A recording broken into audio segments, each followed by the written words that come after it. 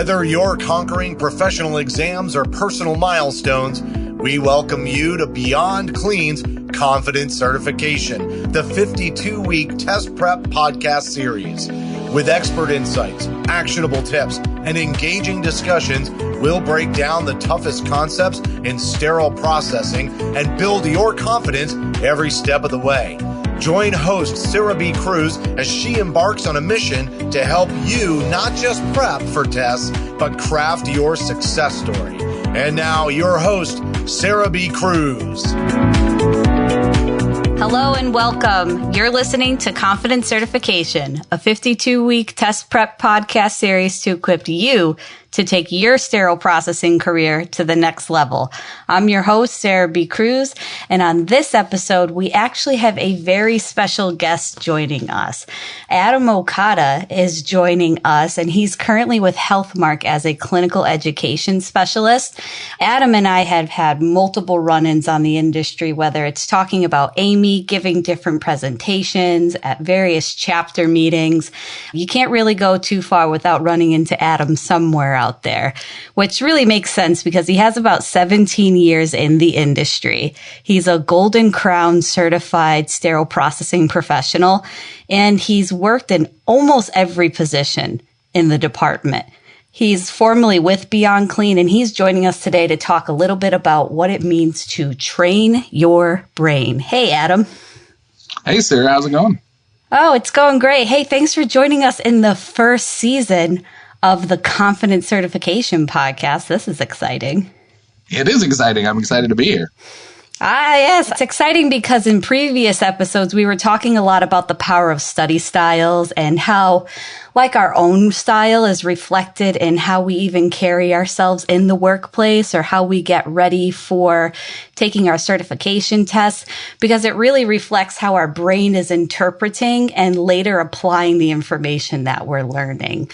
Do you have a preferred study style? Hands-on is usually my preferred way to do things, kinesthetic, but I do all right with the other two. So I've done a lot of memory tests and a lot of things like left brain, right brain. I'm almost like perfectly 50-50 left and right brained. And so hearing, seeing, doing, all those things are pretty evenly matched for me. So I can learn in kind of any way. I don't learn great in any way though. So that's the thing is like, because I'm 50-50, there's no place where I'm like really strong in. So that's the downside. But I feel like a lot of sterile processing professionals learn hand over hand, right? Do you feel like in your experience that's the preferred learning vessel of technicians out there? Absolutely. I mean, it's hard. Like when I see somebody, like when I was training, I'll say, because when I started out and I was watching somebody say do insulation testing, I didn't fully understand how to do it. But once I had the thing in my hand and I could see, okay, press the button. Now I go down the instrument, it's going to beep at the end because there's metal to metal. And then I'm going to start the insulation test. Like that made sense to me. And then I was like, okay, I understand how to do this. But watching somebody, even if they would explain it really, really well, nothing. Like I'd have no idea how to do that test until I got it in my hands. I couldn't agree more. Speaking of insulation testing, I always preferred the IFUs, honestly. And then they had sometimes like the visual diagrams in it. And then I do it and wait for someone to correct me. Cause like readers, I'm so independent. I don't need anybody. It's like, no, you kind of need somebody to, make sure, and they'd all come running over when they heard the beeping for like 3 minutes and they're like, what is happening at this workstation? Exactly. Yeah. Yeah. That's awesome. So I also wanted to ask you, how long have you been certified? I know you've been in sterile processing for 17 years, but did you get certified straight out the gate? Did you even have your job yet when you got certified? So I have a funny story of how I got into certification or got into the industry. So I moved back home after college. Yeah, I moved back home after college and I was living with my parents and I was there for admittedly way too long. And my dad was sick of me and he was like, he brought home this flyer from a sterile processing class. Very subtle way of saying like, get out, like go get a job and get out of my house. So he gave me this flyer for the class and I was lucky enough, my instructor was Sharon Rojo, who I now work with over at Healthmark. And Sharon is an amazing instructor, and he obviously, in a different way of teaching the class, his teaching style is more the why behind everything that you do. So he gave us data, but he really showed us why it was important that we do these things. So I was very lucky to have him as an instructor.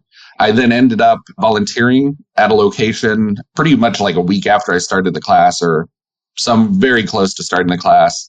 Once I was done with the class, I went and took my exam immediately, and lucky enough, I passed. I credit all of that to Sharon and his, the why behind and how things would stick in people's brains. And that's the way that I teach now too. Is so I was lucky enough to have a really good educator that taught me the right way. And then, the test was kind of easy at that point.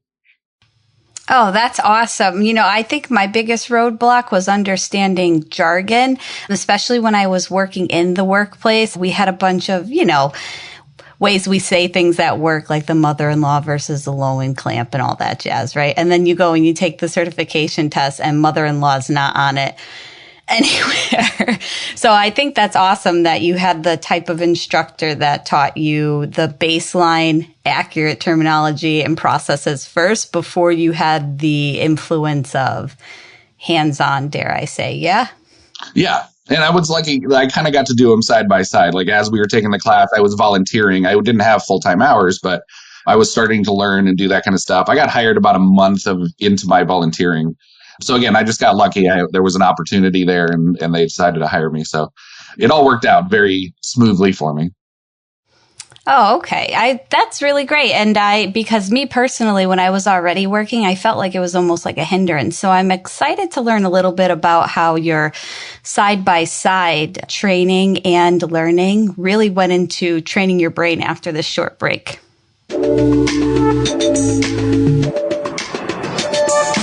All right, it's time for our mid-episode confidence boost, where we focus on a key sterile processing test concept. Now, there is no guarantee these concepts will be on the test that you take, but they are key concepts to the workplace and discussed in the literature.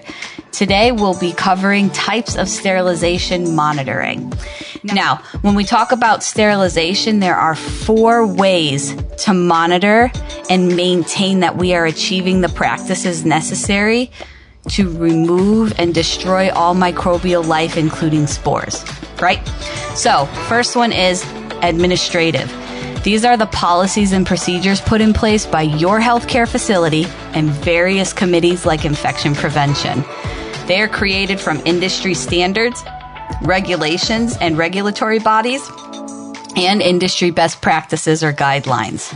2, physical monitoring. This is our second type of sterilization monitoring. This is done through the evaluation of charts, graphs, and printouts, like the printouts from our autoclaves. This is where we verify time, temperature, and pressure, and our sterilizer logs. The third type of sterilization monitoring, chemical monitoring, involves the use of an internal and external indicators or integrators that demonstrate that the item has been exposed to one or more conditions necessary to achieve sterility. Things like our air removal test, aka our leak test, also known as our Bowie Dick test, and class of indicator types like 1, 2, 3, etc. Lastly, we have our biological monitors. They're intended to verify that the sterilization conditions within the load were adequate to kill a known number of bacterial spores.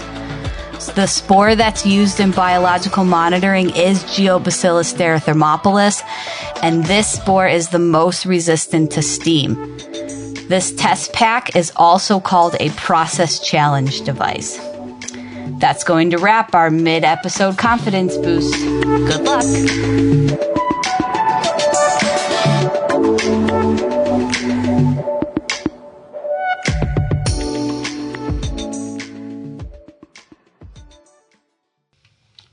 Hey everybody, welcome back. Thanks for joining us. If you are just jumping into this episode, we have the awesome Adam Okada here from Healthmark Industries joining us to talk a little bit about training your brain. And before we went away on break, Adam and I were talking about the pros and cons of studying for your certification test while you're working. And I can't help but feel like this is where a lot of the content for training your brain and the application of sterile processing and memory retention. Adam, why don't you tell us a little bit about where the concept for your presentation of Train Your Brain came from. It came from being a failed educator or the failures I had as an educator. Because I had done it similar to the way that I was shown when I got hands-on training, which is I essentially shadowed somebody, and it's called do as I do training. It's the same training you do in fast food, where you stand next to somebody and they say, okay, this is what we do when we cook the burger. And then that person stands next to them and then they cook the burger. And then they're like, okay, now you know how to cook a burger. And it's just not an effective form of training. It's good for teaching somebody a very simple skill, but it's not good for the complexity of sterile processing. There's so much intricacy and science and technology that goes into everything that we do. We really can't just say, okay, I've seen you do this thing. Now you're fine to do it on your own forever. That's just not an effective form of training. So seeing it fail and watching people that were starting struggle, I realized that there was probably a different way that I needed to go about this. And so that was where I started to come up with this idea of how do I make these ideas stick in somebody's brain? How do I make their memory improve so that they're remembering all the tasks I need them to remember? Oh, I love that. And I think that's interesting because everybody kind of starts off in fast food. So I think the analogy for the how to make a burger, I personally worked at a fast food place. It was not my first job. Honestly, my first job was an elf with Santa. So there's a little bit of that. I helped people pick out photo packages. I can see that. I can see you being a good elf.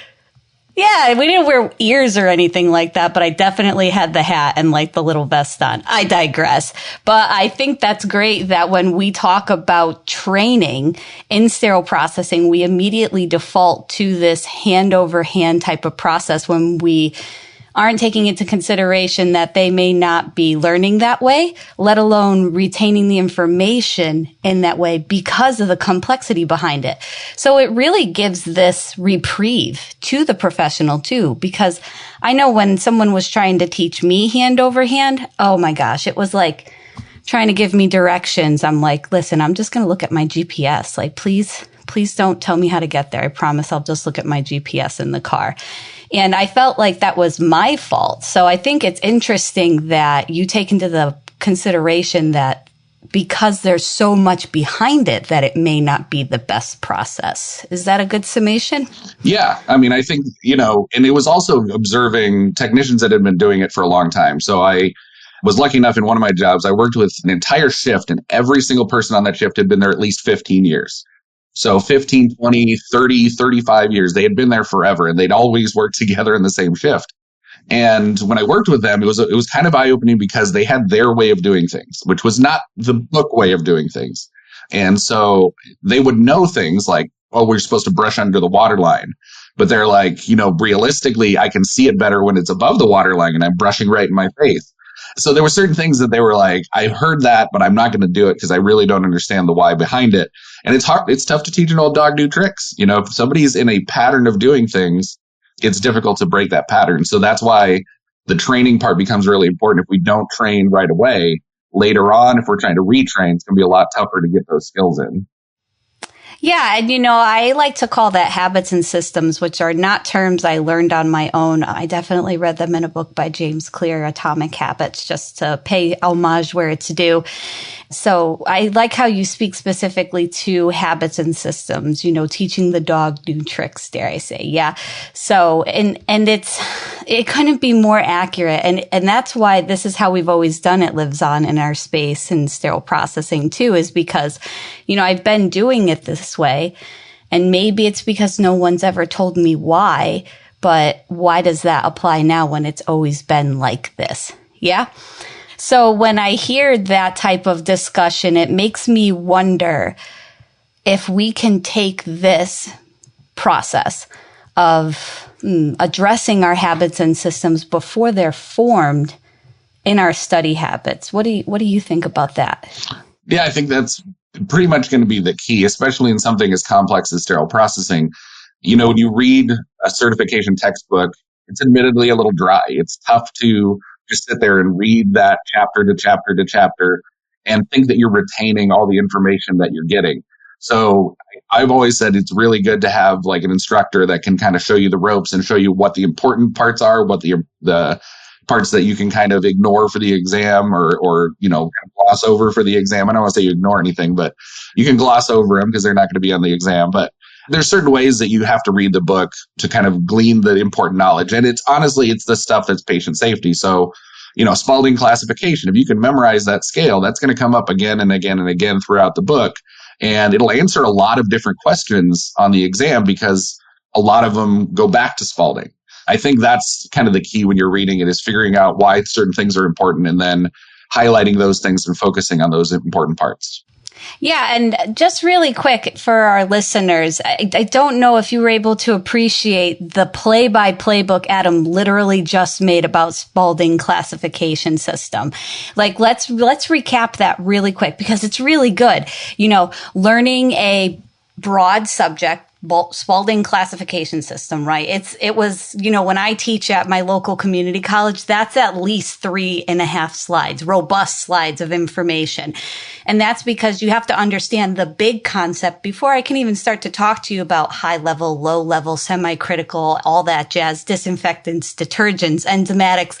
It's all one big sterile rabbit hole, dare I say, So really what Adam is talking about is understanding these broad terms consistently, confidently, clearly, an alliteration decide fully so that you can understand the small parts underneath it that will resonate and reappear throughout the entire curriculum, right? I feel like you just described like a study pyramid scheme. It is kind of, yeah. I mean, if you can understand and memorize that system, again, it comes up again and again. It's going to come up in the disinfection chapter. It's going to come up in high-level disinfection. It's going to come up in sterilization. So instruments and devices and complexes, it comes up over and over throughout the book. So that Spalding and understanding that concept really does help you with a lot of different other areas. That is a really great training tool, like what we just broke down. That, Adam, that's awesome. And to think that when you had created the presentation, it was speaking on the educator aspects in the department. But look, like we're taking these things and adding them to even just preparing for a certification test outside of work. So that's phenomenal. And I'm feeling super encouraged right now, and I'm feeling really amped. Like, don't get me wrong, I'm not going to go and take my certification test. Like, I need a little bit of a break right now. I just got out of finals, personally. But I am feeling very rejuvenated. But when you're discouraged, what do you do to get re-engaged and, like, regain your focus and really beat it back? What do you do when you're discouraged? What I do now is different than I used to do. I think when I'm discouraged now, I've sort of learned to listen to what I would tell somebody else if they were discouraged. My inner voice is incredibly mean and hostile and it says horrible things. And so whenever I make a mistake or something goes wrong, it hurts and it bothers me forever. Like weeks, I'll just ruminate on it and think about it constantly and make myself feel terrible. And then I sort of, at some point, I learned that, when somebody else comes to me and is feeling that way, hey, I screwed up and I'm trying to, make it better. I tell them the same thing. Like, look, I mean, think about, somebody who's very successful. Like, I hate sports analogies, but I'll use one right here. So the successful quarterbacks, the ones that are really good, they can throw an interception. They can screw up really big. They can ruin a game. And then they have to come back on the next series and do it again. They have to be able to just let it go and then come back and do their best work. And I would tell people things like that. Like, you need to be able to just let the bad things go and then start focusing on the good things. So anytime somebody feels discouraged, that's always what I say is like, think about somebody who's very successful and think about how long they're going to think about something negative. Now, they'll remember it maybe, but they're not going to let it change the way they do things. They're going to have it change them in a positive way, right? They're going to make sure that it's a positive experience. They learn from it and they do better the next time. And I think that's the key is anytime anyone is discouraged and feels like they can't do it, you absolutely can. There's another motivational story that I read in a book somewhere that was talking about the power of yes. And, eventually you're going to get to your yes. There was a story of a person who had a business and was trying to get a bank loan and went to 32 different banks and was getting rejected at every single one. No, no, no, no, no. But he kept going and he kept going and he kept asking for this business loan for his business. And eventually he got to the 33rd bank and his business was accepted. And then he grew it into a successful business. So it's that, you can get rejected, you can get knocked down, but you have to keep getting up and keep going. So, that's one of those things that just we all deal with on a personal level, professional level, and you just have to let it go and then use it to keep going forward and learning from it. I really like that feedback. I couldn't help but think of this business owner's credit score after all the hard hits from the banks. But at the same time, it's like, well, if you do it all, anyways, we're not a financial podcast. Moving on.